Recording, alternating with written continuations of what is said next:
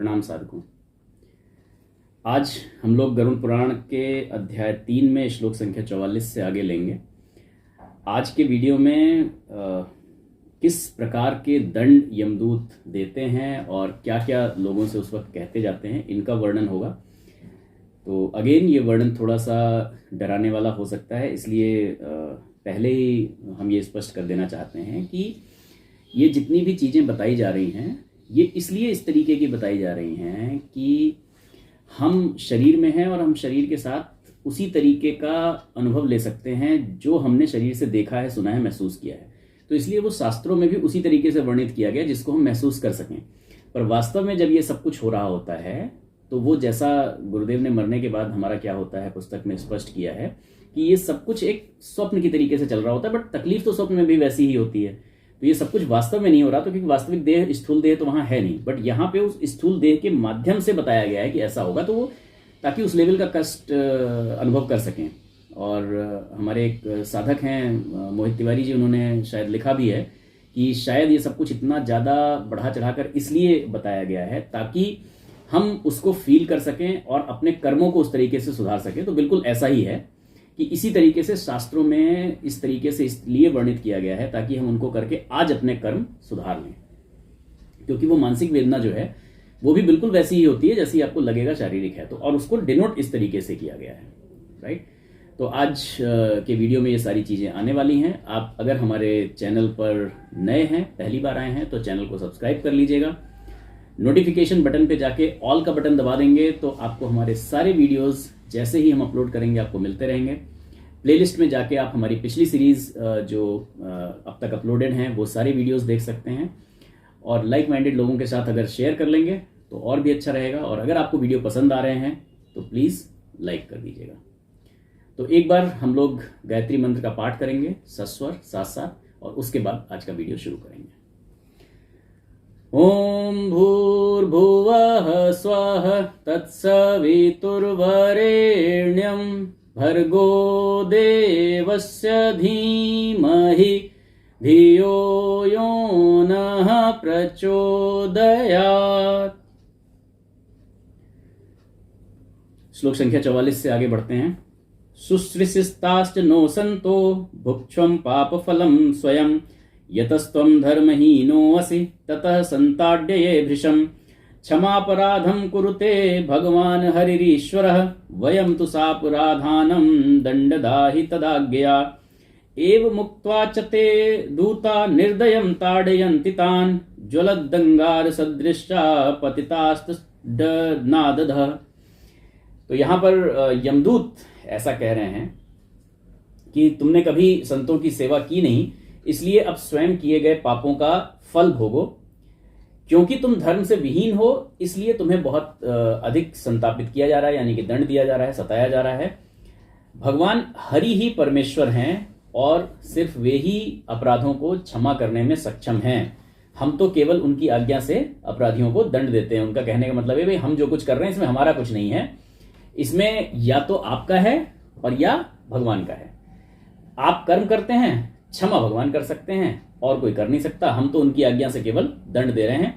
ऐसा कहते हुए वो उनको और निर्दयता पूर्वक पीटते हैं और इस तरह से पीटे जाने के कारण ये लोग अंगारों के समान नीचे गिर जाते हैं। जैसे जब लकड़ी जलती है और जब पूरा मतलब अगर ऐसे खड़ी लकड़ी जल रही हो, जब पूरी वो अंगार बन जाती है तो टप टप करके पूरा नीचे गिरती है ना, टूट टूट के, तो उसी तरीके से टूट कर नीचे गिर जाते हैं।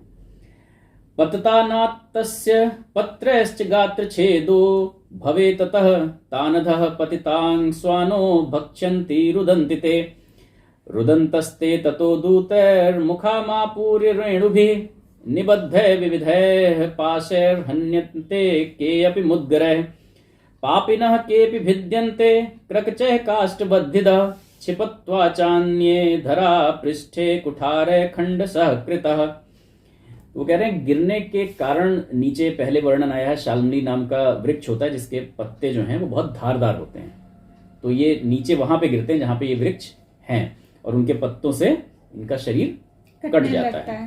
नीचे गिरे हुए उन प्राणियों को कुत्ते काटते हैं और खाते हैं। तो वहां पर कुत्ते होते हैं, वो काटते हैं और खाते हैं, और वो पापी वहां पर रुदन करते हैं, रोते हैं, विलाप करते हैं।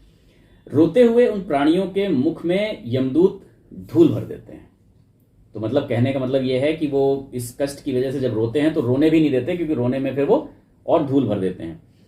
तथा कुछ पापियों को भांति भांति के पाशों से बांधकर मुदगरों से पीटते हैं, और कुछ लोगों को काष्ठ यानी कि लकड़ी के लट्ठे की भांति 2 भागों में आरे से चीर दिया जाता है, और कुछ भूमि पर गिराकर कुल्हाड़ी से काट काट के खंड खंड कर दिए जाते हैं। बेसिकली ये सब बताने का जो मेन पर्पस है वो सिर्फ और सिर्फ ये बताने का प्रयास यहाँ पे किया जा रहा है कि बहुत तरह की यातनाएं मिलती हैं जब हम पाप कर्म करते हैं। मतलब एग्जैक्टली यही होता है। अब हम बैठ जाएं कि नहीं जी ये तो ऐसा किसने लिखा है, कहाँ पे देखा है, तुम देखने गए थे कि धूल भरी जा रही है। बेसिकली आपको जिन चीजों से डर लगता है, जो चीजें आप अपने दिमाग में एक्सट्रीम सोच सकते हैं कि इतना बुरा हो सकता है, उसके थ्रू आपको समझाया जा रहा है कि भाई ये कर्म मत करो जो कि अच्छे नहीं है, मानवता के लिए भी, संसार के लिए भी और आपके लिए भी, कि अगर आप ऐसा करेंगे तो आपको इस तरह की सजा मिल सकती है। मतलब आपको कोई ना कोई ऐसी प्रताड़ना मिलेगी जो आपके लिए सही नहीं होगी। देखिए ये है कि इसको ये जो पुराण शास्त्र जो भी लिखे गए हैं वो ये मान के लिखे गए हैं कि जब आप देह में हैं तो आपकी सोच लिमिटेड है, देह तक ही लिमिटेड है। तो वो उस लेवल का कष्ट होता है, उसको समझाने के लिए, उसको बताने के लिए, जैसा हमेशा कहा गया कि शास्त्रों की भाषा अलंकारिक होती है।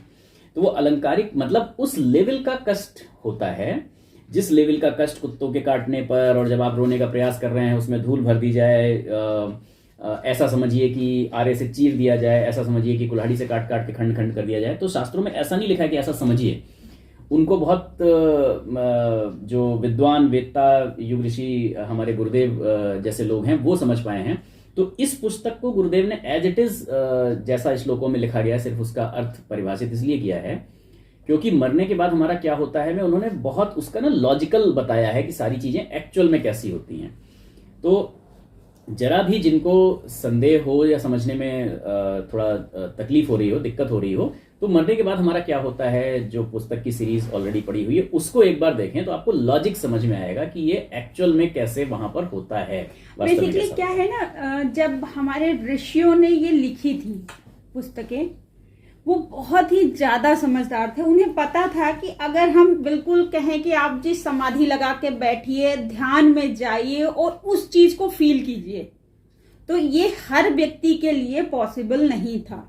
लेकिन अगर वो उस चीज को सरल भाषा में लिख के लोगों को समझा दें, बेसिकली इन सब चीजों का जो भी पर्पज है वो यही है कि एक सभ्य समाज की स्थापना हो सके। तो उस समय पर आप ये देखिए कि उन्होंने इस तरह से चीज़ों में भगवान की उपस्थिति, देवताओं का वास मानकर जिन चीज़ों को कंट्रोल कर लिया, उनको आज आप हजारों हजार एक्ट बनाकर भी कंट्रोल नहीं कर पा रहे हैं। उन्होंने कहा कि साहब अग्नि देवता हैं, जल देवता हैं, इनको दूषित मत करिए, इनका उपयोग बड़े उसके साथ करिए, मतलब जुडिशियसली करिए, उनका उपयोग उस तरीके से करिए, बर्बाद मत करिए किसी भी चीज़ को।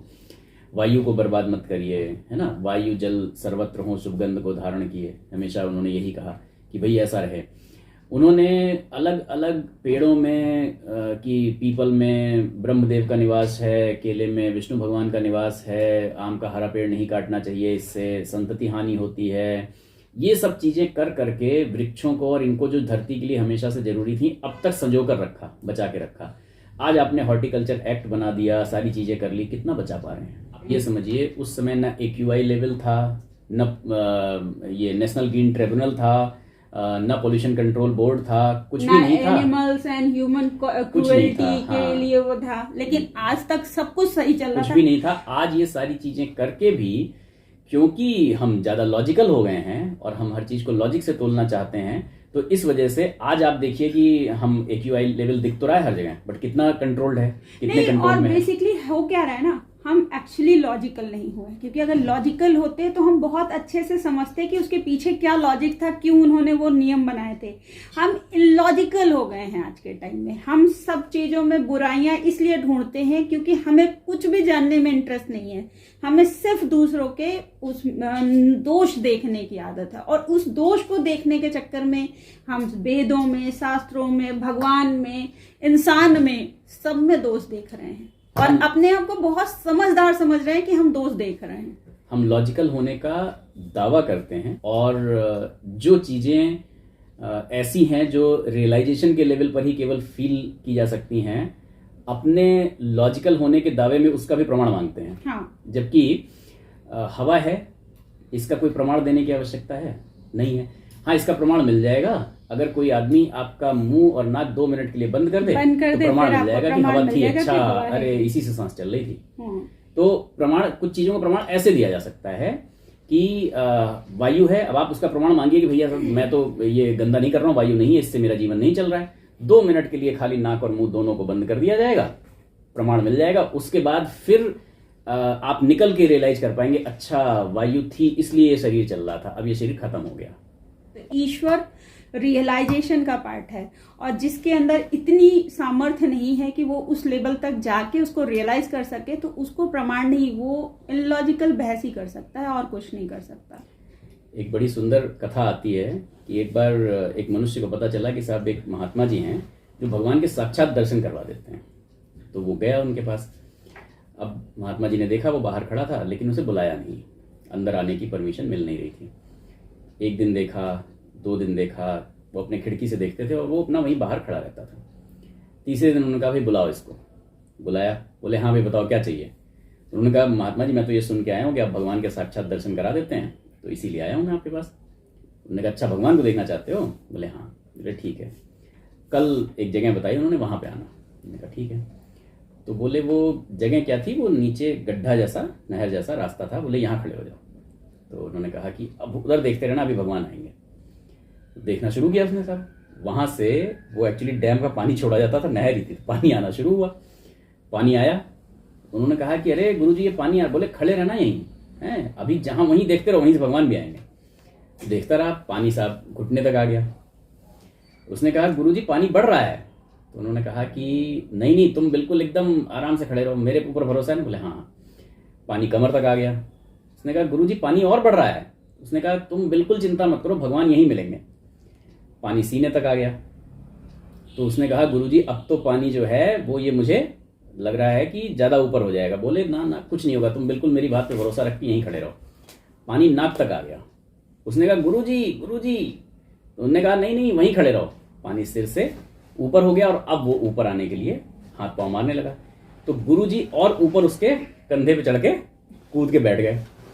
अब तो उसने जो है वो हाथ पैर मारा, गुरुजी को पटका और निकल के बाहर आया और लेके गुरुजी को गालियां देना शुरू किया। गुरुजी ने कहा क्या हो गया भाई, तुम तो भगवान को देखने आए थे और तुम्हें मेरे ऊपर भरोसा था, तुम्हें पता था कि मैं भगवान के दर्शन कराऊंगा, मुझे ही गालियां दे रहा। कह रहे अरे ये क्या भगवान के दर्शन, आप तो मुझे मरवाना चाहते थे। बोले नहीं मैं मरवाना नहीं चाहता था।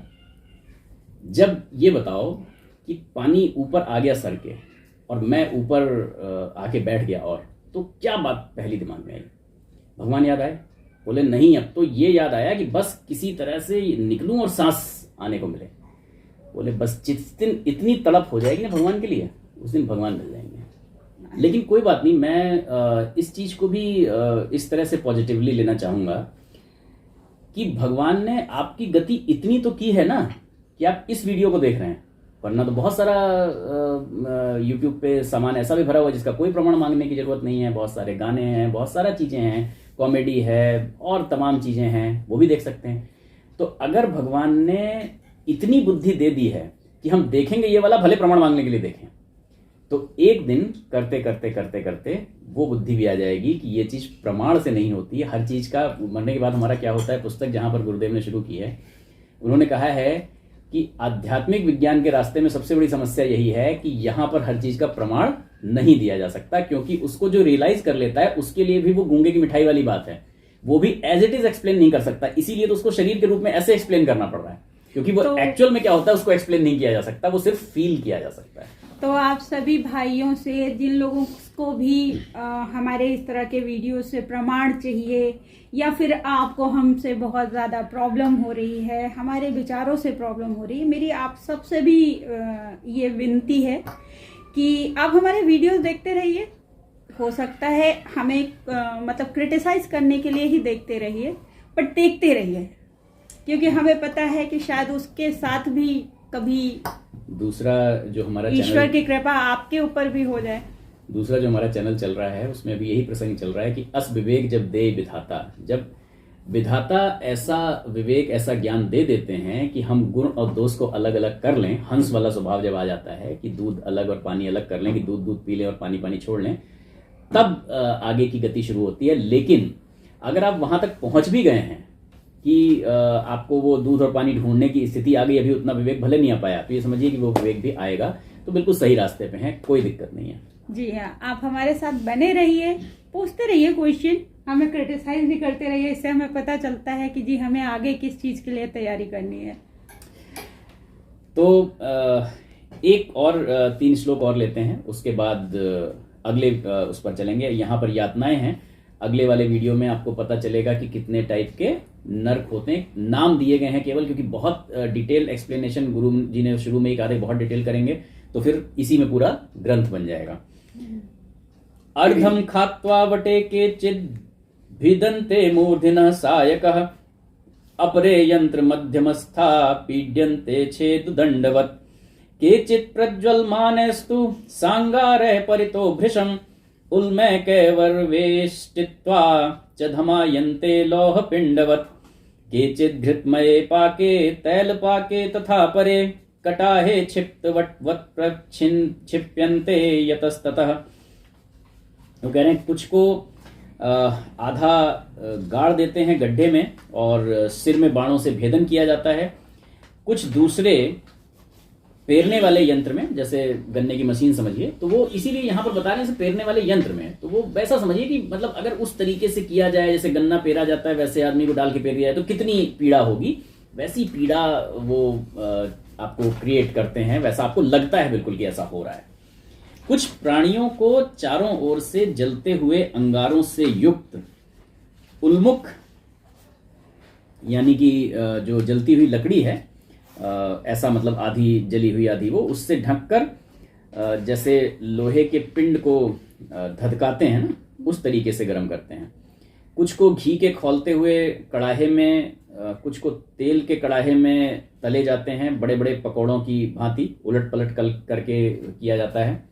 तो अब इस पे भी मतलब कुछ लोगों को ये हो सकता है, अरे मैं पकौड़ा हूं क्या कि पकौड़े की भांति तल दिया जाएगा। तो एक्चुअली पकौड़े की भांति तलने का मतलब ये है कि अगर ऐसा तला जाए तो जितनी पीड़ा होगी उस लेवल की पीड़ा उस व्यक्ति को उसका अनुभव होता है, फील होती है। अब एक चीज इमेजिन कीजिए कि कोई चीज आपसे ऐसी कही जाए जो कि कभी आपने ना देखी है, ना सुनी है, ना एहसास किया है। अब आपको ऐसी चीज का कोई बताया जाए कि जी ऐसा हो सकता है, तो आप रियलाइज कैसे कर पाएंगे? क्योंकि ना तो उसका आपको एक्सपीरियंस है, ना वो आपने आंखों से कभी देखा, ना कानों से कभी सुना, ना शरीर पे कभी एहसास किया। जब कुछ भी नहीं किया तो आपको कैसे रियलाइज होगा कि किस लेवल का होगा? तो अगर आपको कोई चीज बतानी है तो हम लोग तुलनात्मक अध्ययन करके ही तो बताते हैं कि जी ऐसा नहीं, आप ये समझ लीजिए कि ऐसा होगा। जैसे अभी किसी से हम बात भी नॉर्मल टर्म में बात करते रहते हैं, तब भी ऐसे ही होता है ना, जो चीज हमें किसी को समझाना तो हम कहते हैं समझ लीजिए कि ऐसा होगा जैसा आपने ये देखा था। यही तरीका होता है हमें किसी को चीजें समझाने का। हम किसी को ऐसी कोई चीज नहीं बता सकते जो कि उस व्यक्ति ने ना कभी देखी है, ना सुनी है, ना कभी उसका एहसास किया, क्योंकि फिर वो उसको समझ ही नहीं पाएगा। तो यही सेम जैसे चीज कि जो लोग अंतरिक्ष में गए, जब पहली बार स्पेस में गए और उन्होंने अपने आप को स्पेस क्राफ्ट से बांध कर और स्पेस में चले, तो जब वो स्पेस में चले तो अब आप वैक्यूम में चल रहे हैं। अब इसको कैसे एक्सप्लेन करें? तो अलग अलग तरीके से लोगों ने कहा कि ऐसा लगता है कि जैसे आप हवा पे चल रहे हैं, ऐसा जबकि एक्चुअल में तो आदमी अब जो लॉजिकल उस पे जाए वहां तो हवा भी नहीं है, तो हवा पे कैसे चल रहे हैं? तो क्या ऐसा लगता है जैसे आप बादलों पे चल रहे हैं, वहां तो बादल भी नहीं है, तो बादल पे कैसे चल? तो आदमी भाई वो जब आप एक्चुअली चल लेंगे तभी आपको पता चलेगा, क्योंकि आप वो एक ऐसी चीज है जो यहाँ है नहीं। तो यहाँ है नहीं तो उसको एक्सप्लेन, तो वो थोड़ा सा जैसा एक्सप्लेन कर सकते हैं वैसा आपको एक्सप्लेन कर पाएंगे कि इस तरीके का आपको अनुभव होता है, क्योंकि this is matter of experience, अनुभव। अनुभव सिर्फ किया जा सकता है, बताया नहीं जा सकता। अनुभव में एक ऐसी चीज है, जैसे जो अनुभवी व्यक्ति होता है वो आपको सलाह तो दे सकता है, बट अपना अनुभव थोड़ी ना वो ट्रांसफर कर देगा। वो तो उसको है, उसने वो फील। जैसे फॉर एग्जांपल आप एक बहुत अच्छी राइड पर, किसी आप पिकनिक स्पॉट पे गए, बहुत अच्छी राइड पर आप बैठे, अब वहीं पे आपके साथ कुछ लोग थे जो कि नहीं बैठे, वो डर रहे थे। अब वो नीचे आके आपसे पूछें कि आपको कैसा लगता है, तो आप अलग अलग तरीकों से उन्हें बताने की कोशिश करेंगे, लेकिन फिर भी क्या वो उस चीज को पूरी तरीके से समझ पाएंगे? नहीं समझ पाएंगे। द आंसर इज नो, जब तक वो खुद नहीं बैठेंगे। एंड एक चीज बताइए कि जैसे आप कहीं पे गए, आपको कोई चीज बहुत अच्छा एक्सपीरियंस आपने आंखों से देख लिया और वो करिया, आप घर आके क्या अपनी फैमिली वालों को वो एक्सपीरियंस, वो प्लेजर, वो खुशी जो आपने महसूस की, जो चीजें आपके इंटरनल उसमें अच्छी लगी, वो ही सेम फीलिंग आप दूसरे को कन्वे कर सकते हैं? नहीं कर सकते। इवन वो फोटो और वीडियो भी एग्जैक्ट नहीं दिखा पाते। इसी तरीके से हमारे वेद शास्त्र सिर्फ हमें समझाने के लिए उसको तुलनात्मक अध्ययन के तौर पे ये सब चीजें प्रेजेंट करते हैं, जिसका हम अपना हमेशा प्रमाण मांगते रहते हैं। दूसरी चीज है, इनका प्रमाण नहीं है, ये अनुभव का विषय वस्तु है। तो आप एक काम कीजिए, अगर जिसको भी प्रमाण इस तरीके के चाहिए होता है, आप बैठ जाइए, अनुभव कीजिए, आप दूसरों को प्रमाण देने लायक हो जाएंगे। बट उसके लिए जो भी डेडिकेशन है उसको फॉलो कीजिए। और रामकृष्ण परमहंस जी से माता काली बात करती थी, ये बात आज तक पता नहीं कितने इलॉजिकल पर्सन हैं जिनको समझ नहीं आती, लेकिन जब स्वामी विवेकानंद उनके पास पहुंचे थे ना, तो उन्हें भी वो माता काली वैसे ही बात करते, वैसे ही चलते फिरते दिखाई दी थी। तो इसलिए अगर रामकृष्ण परमहंस की माता काली को देखना है ना, तो विवेकानंद बन जाइए, प्रमाण अपने आप मिल जाएगा। तो आज का वीडियो हम लोग इसी विचार के साथ समाप्त करेंगे कि बहुत सारी चीज़ें ऐसी हैं जिनको लॉजिक के साथ समझना मुश्किल है। लॉजिक के साथ कितना भी समझाने की कोशिश की जाए, लेकिन क्योंकि वो अनुभव जन्य है और वो एक्सपीरियंस आप कर पाएंगे तभी होगा। जैसा कि बिल्कुल वही वाली बात है कि अगर कोई गूंगा व्यक्ति मिठाई खा ले तो वो उसको महसूस तो कर सकता है, फील तो कर सकता है, लेकिन किसी को बता नहीं सकता कि उसे ये चीज़ कैसी लगी। तो इसलिए महसूस करने का प्रयास करिए। भगवान बुद्ध जब भगवान को ढूंढने के लिए निकले तो उनको लोगों ने तमाम चीज़ें बताई, बहुत सारा उन्होंने सब कुछ किया। वो बेचारे परेशान हो गए, शरीर उनका परेशान हो गया, तमाम गिर जाते थे, बेहोश हो जाते थे। एट लास्ट उन्होंने कहा भाई इससे सबसे कुछ नहीं होगा, और वो बोधि तरु के नीचे गया में उस वृक्ष के नीचे बैठ गए और उन्होंने कहा कि अब चाहे ये शरीर यहाँ खत्म ही क्यों ना हो जाए, लेकिन मैं उठूंगा तब तक नहीं जब तक मुझे वास्तविक सत्य का पता नहीं चल जाएगा, मुझे भगवान के दर्शन नहीं हो जाएंगे, साक्षात्कार नहीं हो जाएगा, ये रियलाइजेशन नहीं हो जाएगा। 8 दिन लगे उनको। 8 दिन बाद उन्हें रियलाइजेशन हुआ।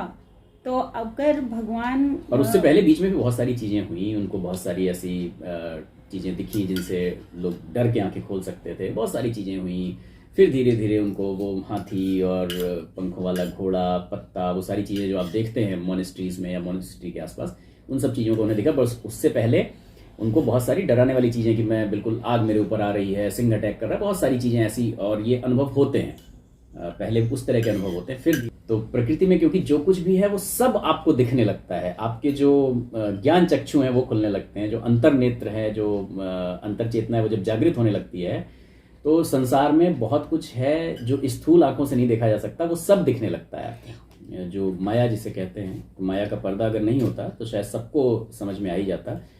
उसी को क्रॉस करना, उसको हटाना, उसको समझना, यही हमारे इस पूरे जीवन का उद्देश्य है, जो यात्रा। और एक चीज और बहुत इम्पोर्टेंट है, जो भी भाई लोग हैं जो कि बिल्कुल सिरे से नकारते हैं कि ऐसा नहीं होता है, हमें प्रमाण दीजिए, तो मैं आप लोगों से बहुत हम्बल रिक्वेस्ट करूंगी क्योंकि आप लोग बहुत ज्यादा करीब हैं जो इस तरीके का, क्योंकि जितने भी ये रियलाइजेशन करने वाले लोग हैं, चाहे भगवान गौतम बुद्ध हो, चाहे स्वामी विवेकानंद, ये सब पहले डिनाई करते थे। बिल्कुल सबका पहले ये था कि मुझे प्रमाण दीजिए कि ऐसा है कि नहीं है, और इन सब ने पहले नहीं माना कि भगवान है, लेकिन बाद में जब रियलाइजेशन हुआ तो सबने माना।